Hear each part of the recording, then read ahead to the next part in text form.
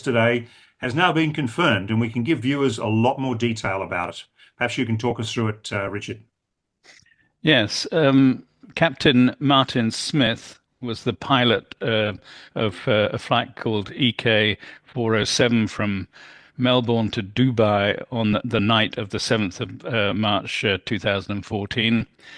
And he was crossing the Indian Ocean. It's usually a relatively quiet period for pilots, but he then observed the navigation lights of an aircraft, and it didn't have its transponder on, and there was no warnings. An aircraft has a traffic collision avoidance system, TCAS, and the TCAS didn't show any traffic alert, or called a TA for pilot language, or an RA, which is a resolution advisory. So if the other aircraft comes too close, they get an advisory, turn left, turn right, climb, descend, to avoid a potential collision. So this obviously alerted the pilot. He immediately contacted air traffic control. At this point, he's still in the Melbourne Flight Information Region and the Australian Oceanic area.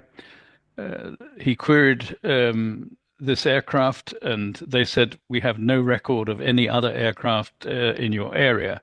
And they maintained that the Emirates aircraft had a clearance called a block clearance to be between flight level 370, 37,000 feet, and flight level 390, 39,000 feet.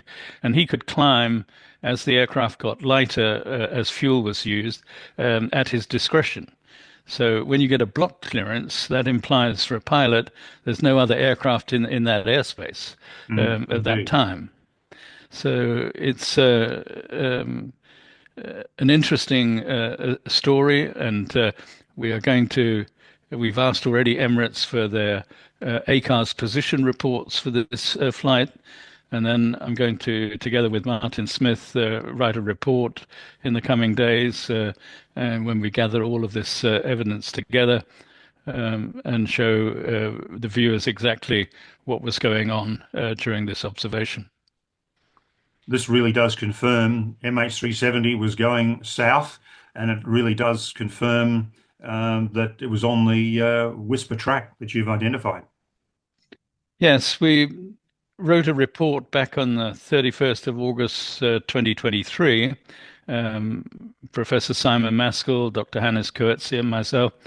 And in that report, on page 20 from memory, we show MH370 close to a waypoint called a pip-off.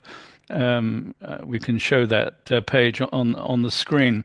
And the Emirates flight, on its flight plan, was tracking towards another waypoint close by called Mutmi. And there are three flight routes that meet in this area, from flights from Australia to the Middle East, and flights from Asia to South Africa. And so it's a bit of a crossing point in the middle of the Indian Ocean for various flight routes. And so we have quite some detailed information on this observation.